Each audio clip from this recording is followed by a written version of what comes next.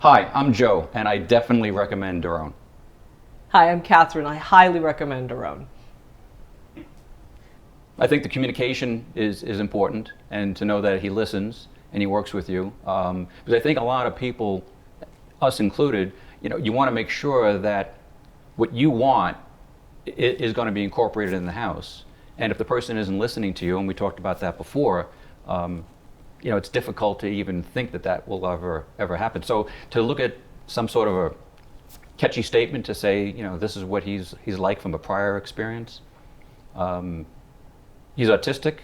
He's creative. He can change on a dime, and he listens. I'm not quite sure much more to say than that, but it's. I'd have to spend a little time thinking about how to put it in all words. But I mean, he's everything you want in an architect. To put it eloquently in a nice, catchy sentence. I got to think about that. Maybe you can put that. I don't know about catchy sentence, but I would say one additional thing is he's really, really technologically savvy, which I know doesn't sound like an architect it should matter, but it really matters. Because like with this house, one of the biggest things we cared about was the view.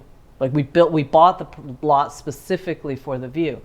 And we told him we wanted a house that could maximize the view. And he actually came and took pictures of the lot. And then when he rendered the diagrams, he was able to show us what the view would actually look like before. Because it's really, I don't have the ability to be able to stand in an area and just envision, here's my view, here's the lot, and here's the house, and put the three together.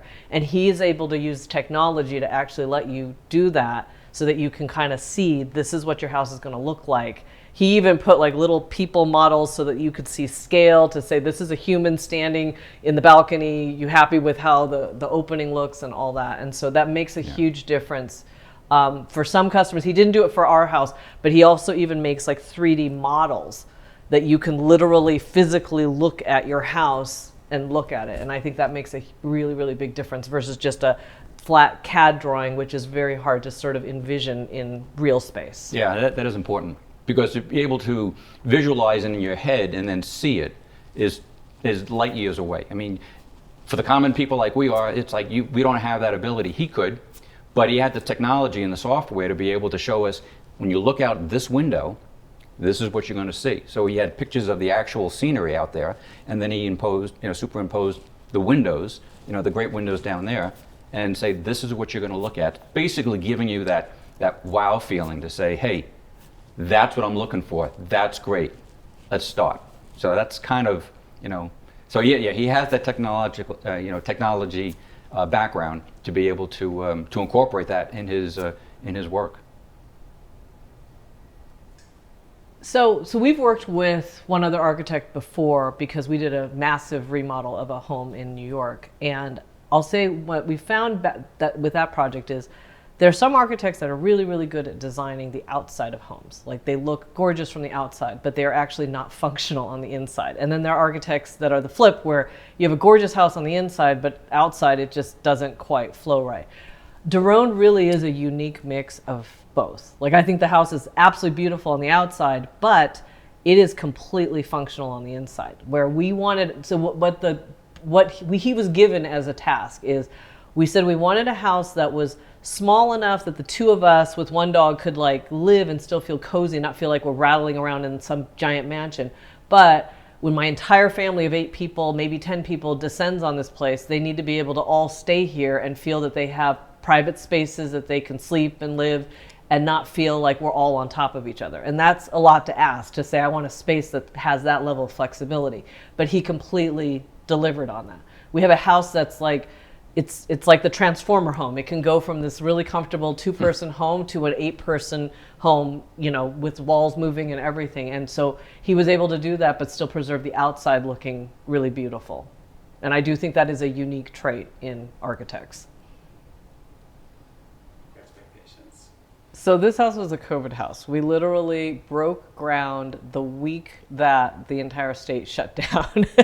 So The entire country shut down. And so you can honestly say there wasn't a single phase that went according to plan. Nothing. Like the house was delayed by almost a year and a half. But what I will say, and none of that was Daron's fault at all. It was totally COVID, supply chain issues, and everything. So for example, the beams, the specialty beams that we had, they were loaded on the truck, ready to come down from a mill in Oregon, and then the wildfires burnt the mill and our load down the day before it was supposed to come down, and we lost all the wood, and he had to find a new supplier, and it was a 3-month delay to get the beams in. But what I'll tell you is, I think that's the mark of a true partnership, that through it all, despite all the crazy delays, Daron always kept us up to date as to what was going on. We always knew. There was never a point where we felt like this project's never going to end. It was just like, all right, these horrible things happened and these like weird supply chain issues kept happening, but we always felt he was on the ball and that he was chasing things and that it was going to get done. It's just longer than we were hoping for. I mean, the builder would be running into problems, which they always do, and just like, I don't know what he wants me to do here. Like, we've got to do this, but it's just not going to work. And we ran into this problem. And it would be like, let's get Daron on the phone. We'd call him up. We'd have a little conference call right there. And the builder would be, kind of hyperventilating a little bit. And Daron would be like, all right, hang on. All right, he just hand draw something real quick, send it to us on our phone. We show it to the builder, and he'd be like, oh, okay. Oh, that'll work. Yeah. And then, I mean, Daron is, nothing rattles him. I mean, his part of his talent is to just solve problems, because you're going to undoubtedly run into problems. There's just no way you can avoid them all. And he just, is like, great. I think he thrives on fixing problems. Yeah, I would definitely agree. Like, it was just anytime anything unexpected, Daron figured out a way to solve it. Yeah. So to answer your question, there were a lot of things unexpected that happened, but I don't think that was a detriment, nor was it Daron's fault. And it was a real testament to how he handled it. Yeah, the first meeting we had with him, it was probably, of all the different architects we met, it was the one meeting where we talked as much, if not more, than he talked. Versus most of the architects, it's all about, here's my body of work, and they didn't really care to listen to us. Like, it was more them talking at us and trying to sell us what they were capable of, whereas Daron really listened and asked questions. Yeah, and I think they want you to pick something that they've done, and then they'll modify it slightly. It's like, no, we want something totally different. I mean, it might involve some of the things you've already done, but you're focusing on that, and we're going to draw from that. It's like, no, you're going to focus on what we want, and then you can draw off of that. So can you do one where you just say, hi, I'm Joe, and I highly recommend you. Just say that? Just at the camera. At the camera? Yeah. Hi, I'm Joe, and I definitely recommend Daron. Hi, I'm Katherine. I highly recommend Daron.